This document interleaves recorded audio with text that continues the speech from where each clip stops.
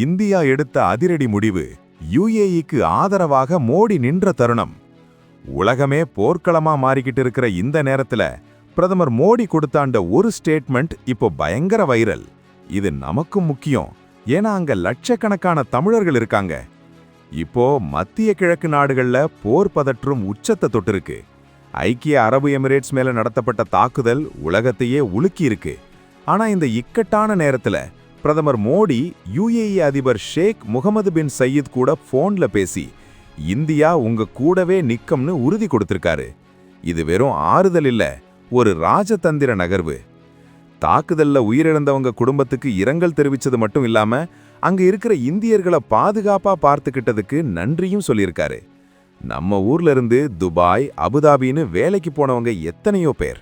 அங்க இருக்கிற நம்ம சொந்தங்களுக்கு ஒரு ஆபத்துன்னா இந்தியா சும்மா இருக்காதுங்கிறது தான் இதோட மெசேஜ். அதே சமயம் இன்னொரு பக்கம் காங்கிரஸும் ஒரு அதிரடி அறிக்கை விட்டிருக்காங்க. ஈரான் தலைவர் காமேனி படுகொலை செய்யப்பட்டதை மல்லிகார்ஜுன கார்கே கடுமையா கண்டிச்சிருக்காரு. இது சர்வதேச விதிகளுக்கு எதிரானதுன்னு காங்கிரஸ் சொல்லுது. ஆளுங்கட்சி ஒரு பக்கம், எதிர்க்கட்சி ஒரு பக்கம்னு இந்தியாவோட வெளியுறவு கொள்கை இப்போ உலக அரங்கில விவாதிக்கப்படுது. உலக அரசியல் மாறினாலும் இந்தியாவோட நிலைப்பாடு ரொம்ப தெளிவா இருக்கு. அடுத்த சில நாட்கள்ல இதோட தாக்கம் எப்படி இருக்குன்னு பொறுத்திருந்து தான் பார்க்கணும். உலக அமைதிக்கு இந்தியா எடுக்கிற இந்த முயற்சிகள் சரியா? உங்க கருத்தை கமெண்ட்ல சொல்லுங்க.